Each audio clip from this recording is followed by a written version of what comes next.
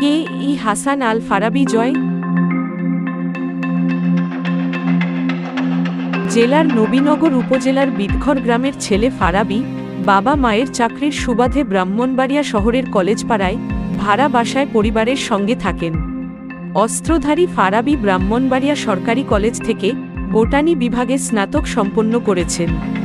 বর্তমানে মাস্টার্সে অধ্যয়নরত। তার বাবা রাজধানীর একটি বেসরকারি বিশ্ববিদ্যালয়ের প্রফেসর, মা কোকিয়া বেগমও ব্রাহ্মণবাড়িয়া পৌর ডিগ্রি মহাবিদ্যালয়ের সহযোগী অধ্যাপক, বোন নোয়াখালী বিজ্ঞান ও প্রযুক্তি বিশ্ববিদ্যালয়ের সম্মান বর্ষের শিক্ষার্থী।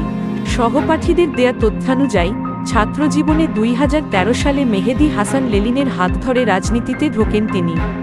সে সময় শোভন লাভলু কমিটিতে কলেজ শাখার সাংগঠনিক সম্পাদকের দায়িত্ব পান জয়। যে কোনো মিছিল, মিটিং, আন্দোলন সংগ্রামে হাসান আল ফারাবী জয় সক্রিয় ছিলেন। ছাত্র রাজনীতিতে সক্রিয় থাকার কারণেই পেয়েছেন জেলা ছাত্রলীগের সহ সভাপতির পদ।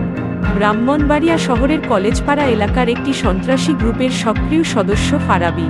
এলাকায় আধিপত্য বিস্তার, সন্ত্রাস, চাঁদাবাজি সহ এমন কোনো অপকর্ম নেই যা তিনি করেননি।